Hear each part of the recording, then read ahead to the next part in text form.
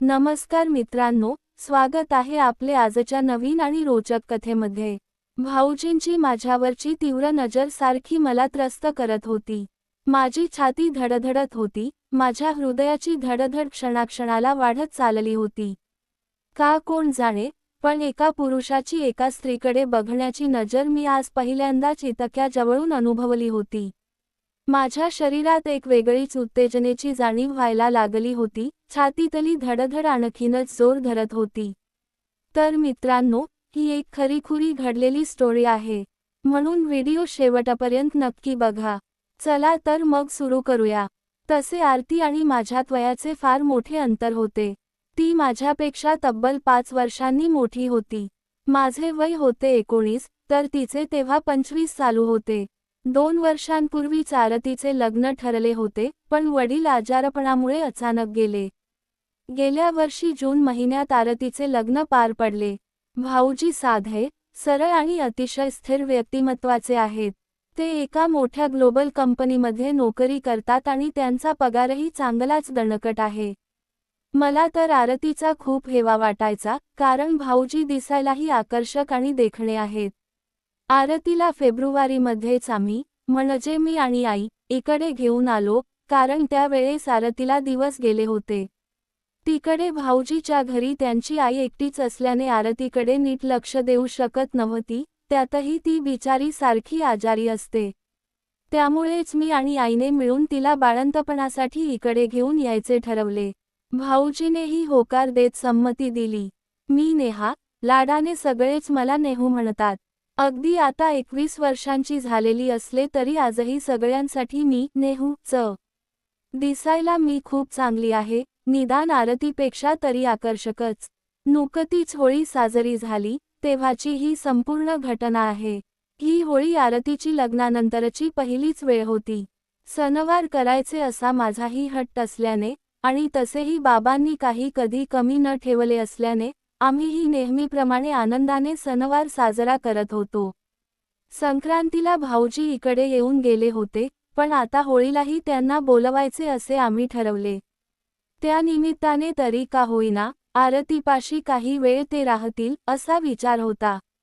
तसेही भिडस्त आणि थोडे संकोची स्वभावाचे असल्याने ते जास्त इकडे येत नसत।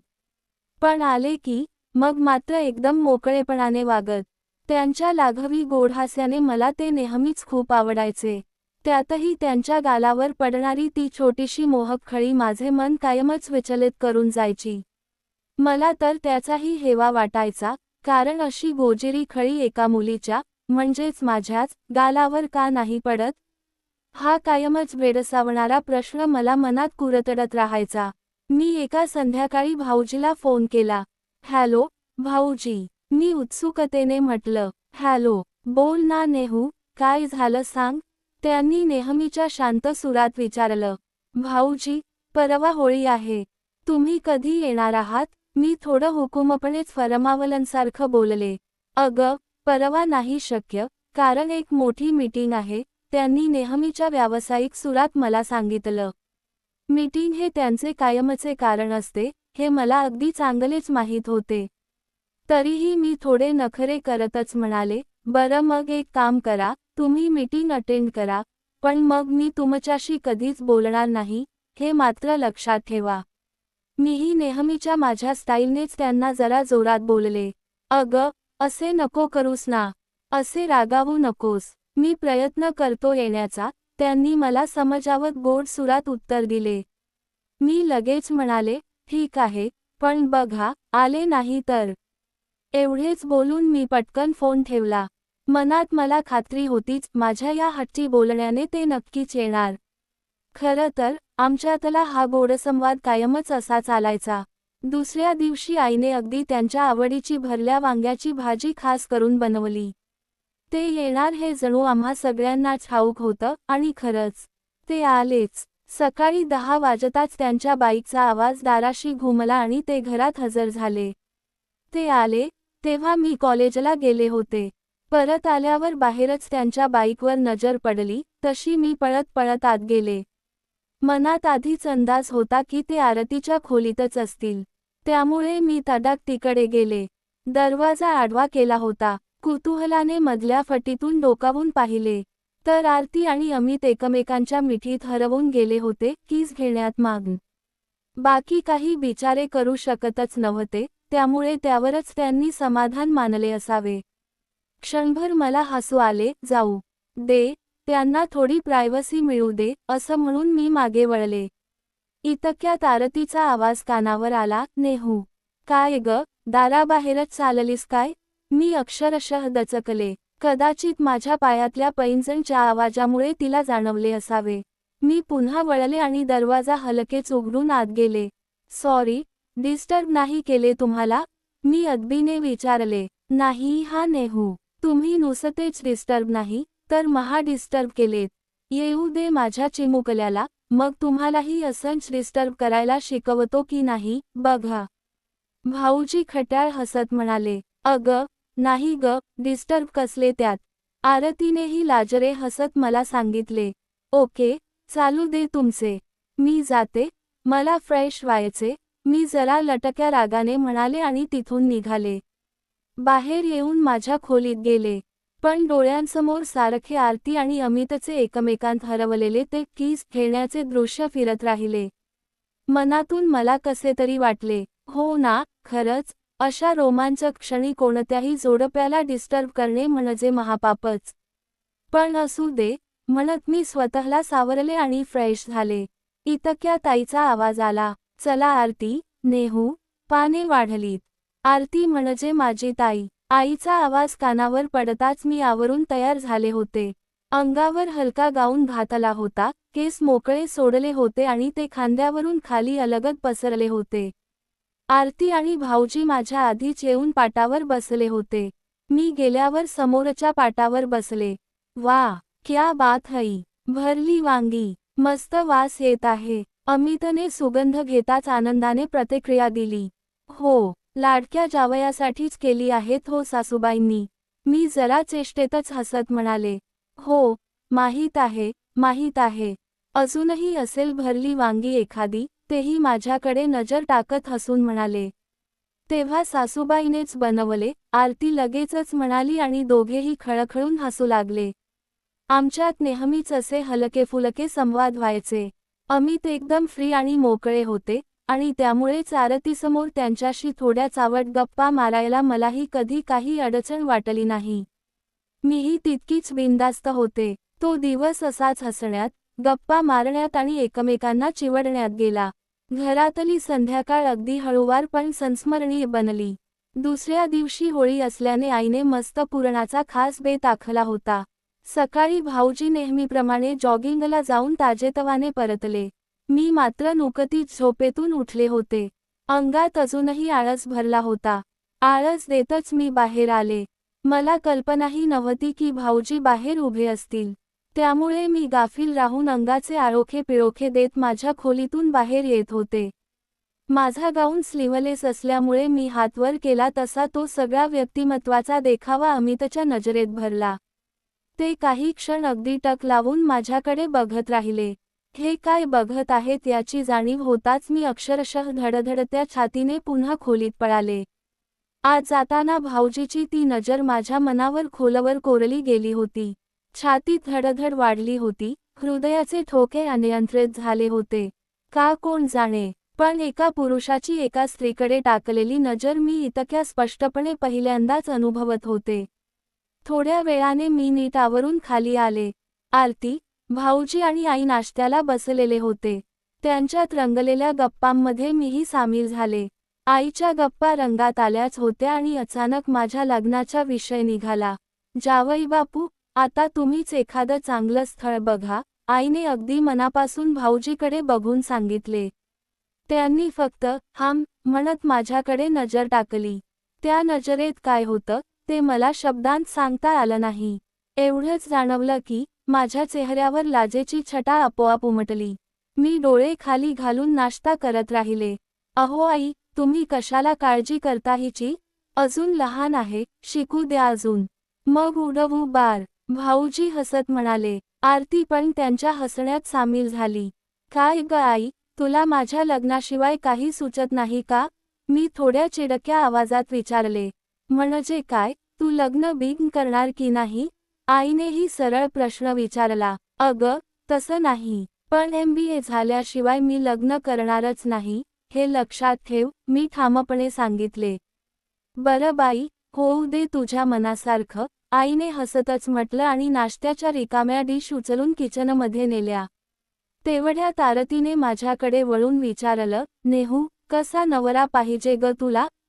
मी न लाजता थेट उत्तर दिलं, अगदी भाऊजीसारखा. हे बोलताना माझी नजरही थेट भाऊजीकडे गेली. मग हाच घेऊन टाक ना.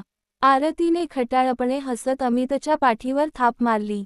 क्षणभर घरभर खळखळाट झाला. मीही त्यांच्यात सामील झाले. पण खरं सांगायचं तर माझ्या मनात मात्र गुदगुल्या झाल्या होत्या. आरतीच्या बोलण्याने मला जाणवलं, भाऊजी खरेच अतिशय मस्त माणूस आहेत. दिसायलाही राजबिंडे, स्वभावाने स्थिर आणि कशाचीही कमतरता नसलेले. त्यांच्याविषयी विचार करताच मी एकदम लाजले. काय ग, काय झालं लाजायला? काय स्वप्न बिप्न बघतेस की काय जागेपणी? अमितने माझ्या खांद्याला हलकेच हात लावतच मला छेडले. मी एकदम भानावर आले. तोवर आरती आत किचनमध्ये गेली होती. आणि तिथे फक्त मी आणि अमितच उरलो होतो. काही नाही, असं म्हणून मी पटकन उठले आणि सरळ किचनकडे गेले. संध्याकाळी होळी होती. सगळ्या विधीनुसार होळीची पूजा करून आम्ही घरी आलो. मग भाऊजी आणि आरती जरा आजूबाजूच्या नातेवाईकांकडे जाऊन आले. मी मात्र आईला स्वयंपाकघरात कामात मदत करत होते. इतक्यात माझी मैत्रीण मीना आली.